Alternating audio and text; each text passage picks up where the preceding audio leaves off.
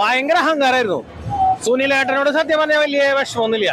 പക്ഷെ മുരളിയേട്ടനോട് വിഷമില്ല എന്ന് പറഞ്ഞാൽ ശരിയാവില്ല. ഭയങ്കര അഹങ്കാരം കാണിച്ചിരുന്ന പുച്ഛായിരുന്നു സുരേഷ് ഗോപിയോട്. അതിനുള്ളത് എന്താ പറയാ, ജനങ്ങൾ കൊടുത്തു വിട്ടിട്ടുണ്ട്, വയറ് നിറച്ച് കൊടുത്തു വിട്ടിട്ടുണ്ട് തൃശ്ശൂർത്തെ ജനങ്ങള് മുരളിയേട്ടന്. ഇനിയെങ്കിലും അത് രാഷ്ട്രീയ വനവാസത്തിന് പോകുന്നൊക്കെ പറയുന്നുണ്ട്. എന്തായാലും കുറച്ചാളിരുന്ന് അഹങ്കാരമൊക്കെ ഒന്ന് ശമിപ്പിച്ച് വീണ്ടും രാഷ്ട്രീയത്തിലേക്ക് വരട്ടെ. എന്ത് ലക്ഷ്യത്തോടു കൂടിയിട്ടാണ് ഇങ്ങോട്ട് വന്നത്? ഇത് മുരളീധരൻ എന്ത് ലക്ഷ്യത്തോടു കൂടിയാണ് ഇങ്ങോട്ട് വന്നിരിക്കുന്നത്?